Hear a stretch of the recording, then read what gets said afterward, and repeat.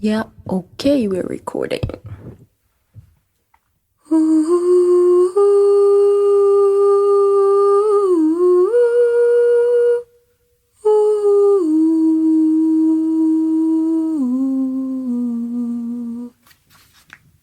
Hand scream. Ça sent bon. Yep. Hi everyone, this is Ines again. Today is May 9th, 2025, and I feel adrift. It's raining again, like it did the day I recorded my first episode, as if the sky remembers. And today, I will be speaking in French. So let me redo the intro.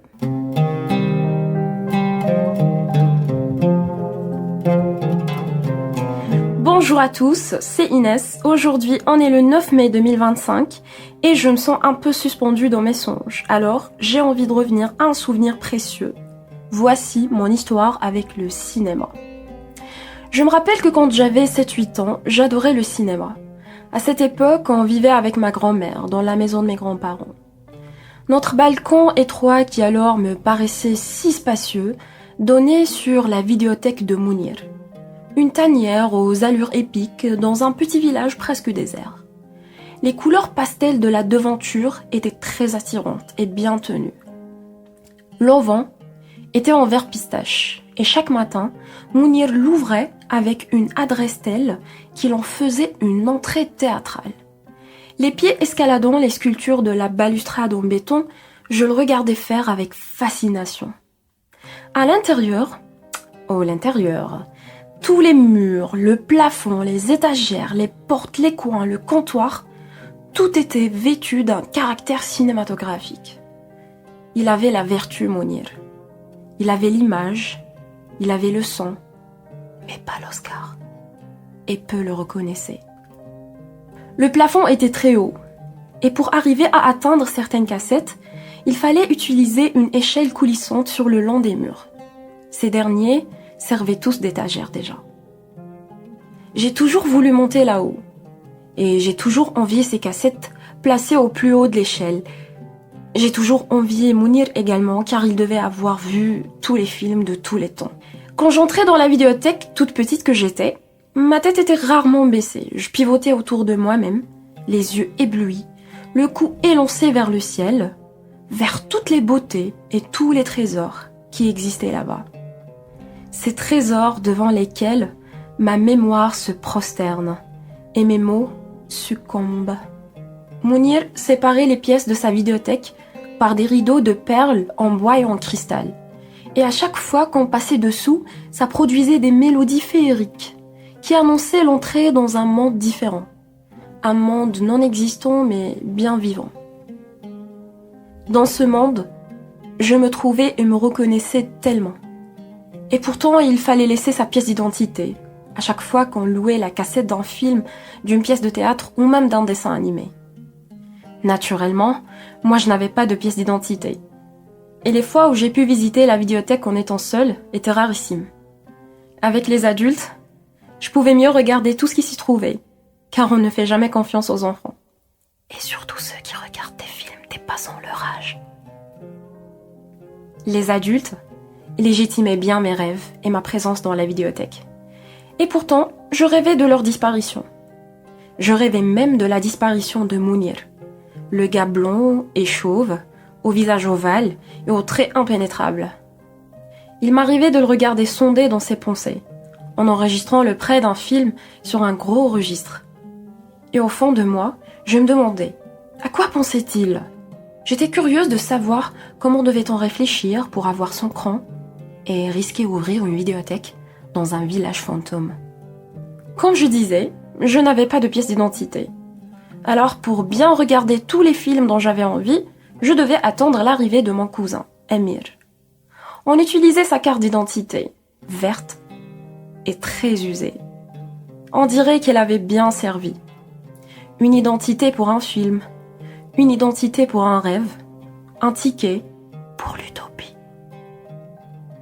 Lui était le seul à savoir utiliser son identité. Et il le savait. Ma cousine Lydia me ramenait aussi des films du studio de son petit ami. Je les gardais longtemps, et je me lassais jamais de les revoir jour après jour. Et celui dont je me souviens le mieux était le Titanic. Sorti en 1997, je le regardais en boucle en 2003. La cassette, je l'avais gardée pour plus de 20 jours, je me rappelle, tout en craignant la réaction de ma cousine et celle de mes parents.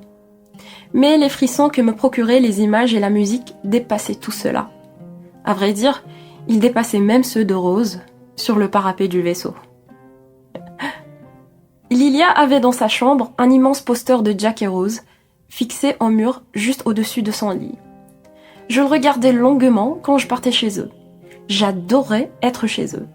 Et j'adorais surtout son papa, mon oncle. Mon oncle ne nous interdisait jamais rien. Au contraire. Lui aussi contemplait Jack et Rose avec nous. Lui aussi rêvait avec nous. Mon oncle vivait et laissait vivre. Lilia avait dans sa chambre des bibelots et des décorations qui lui étaient uniques. Aujourd'hui, je peux presque les revoir devant moi tellement je les apprenais par cœur. La grande photo du petit garçon qui s'agenouillait pour offrir une rose à une fille. Toute la photo était en noir et blanc, sauf la rose qui était en rouge. Le portrait de Charlie Chaplin, debout sur ses escaliers, tenant sa canne bien droite et son visage bien triste. Les mugs blancs, avec des cœurs rouges dessus, sur lesquels était écrit « I love you ». Les bougies parfumées de toutes couleurs, et les peluches en couleur d'amour, qui étaient bien là mais jamais de trop. Décidément, toutes ces possessions étaient en thème d'amour. Elle rêvait d'amour et le mimait en silence. Ou peut-être qu'elle était déjà amoureuse, mais peu le voyait. Lilia, elle aussi savait se bâtir son propre monde dans ce petit village, presque désert. Tout comme Mounir, tout comme Emir, tout comme moi d'ailleurs. Sur le sol vert et rouge de chez mes grands-parents, moi et Emir regardions Titanic face à la télévision bruyante et bossue. On enlaçait nos genoux avec nos bras et nos pensées avec les images perturbées de l'ancienne télé. Il lui arrivait de perdre le signal, mais on le ramenait avec un seul coup de main. On y était des experts très habiles, et ça rendait très fière ma grand-mère, qui tenait trop à sa télé. Et bien sûr, c'était grâce aux connaissances électroniques de mon père qu'on avait tous les lecteurs cassettes du monde. Pas de problème là-dessus. Un film, une cassette, un disque, mon père était là, et le monde était à notre portée. On pouvait tout voir depuis notre petit coin, grâce à la vieille télé de ma grand-mère, grâce à mon père et grâce à Mounir. Mon père regardait rarement des films avec nous. Il ne le faisait pas plus longtemps que 5 minutes, en tout cas. Il préférait être du côté technique de la chose. Tout son plaisir était de nous ramener une image et un son de bonne qualité. Le nôtre était d'en profiter. Quant à ma mère, elle faisait l'interprète pendant que nous regardions le film, et ça dévorait mes complexes de langue. Je n'arrivais pas à tout comprendre, et pour moi, c'était frustrant de devoir me traduire des émotions. Mais elle était la seule à savoir le faire, sans censure, sans euphémisme. Et bien sûr, les scènes d'intimité entre Jack et Rose, quelqu'un les zappait à chaque fois. Je ne me rappelle pas qui était-ce, mais je me cachais les yeux avec les mains, car il refusait de se fermer tout seul. Alors je faisais moi-même pour faire exactement ce qu'il fallait faire, et non pas ce que j'aurais dû faire. Mais ça ne me déplaisait pas autant en fait, car je savais que je n'aurais pas tout vu dans ce film, et j'adorais ce brin de mystère, qui toujours rendait le Titanic un film à redécouvrir. Car dans notre village, et à cet âge surtout, on a besoin que les films et les livres ne se terminent jamais. On faisait semblant de les avoir oubliés pour les revoir encore et encore. Et ça marchait très bien. Sinon, qu'aurait-on fait de sa vie une fois une histoire est finie? On se devait de la réinventer, car on n'avait pas d'histoire, nous. Ou du moins, on enterrait la nôtre, sans relâche, sans pitié. Les bribes de scènes d'amour, que mes yeux capturaient, m'étaient surprenantes et curieuses à la fois. Elles relevaient en moi un sens que je ne connaissais pas, et qui pourtant était bien là. Au plus profond de mon être, je ne trouvais pas cela horrifiant, mais plutôt sacré. Sacré pour tout le monde, au point de le cacher, l'étouffer et jamais en parler. Maintenant, je sais qu'à l'âge de 7 ans, je pouvais par instinct aimer, passionnément. À 7 ans, j'avais énormément de choses à donner. Un flux de caresses et de mots, des cieux dans les yeux, un océan dans le cœur, une sensibilité infinie et embrassée, une confiance limpide et un regard candide sur la vie et l'amour. À 7 ans, j'exprimais ouvertement mes sentiments. Je les connaissais mieux et respectais bien mon cœur. À 7 ans, j'avais un corps une peau, des envies, des émotions, une authenticité, une franchise, un rire immaculé et des larmes bien salées. À 7 ans, je disais les choses.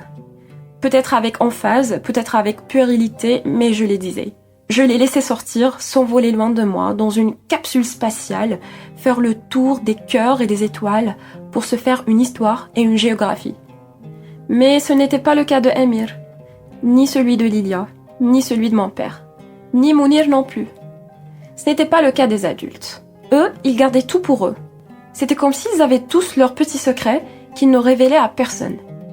Ils semblaient avoir même des émotions qu'ils se cachaient à eux-mêmes. Eux, ils avaient des cages au lieu de capsules spatiales.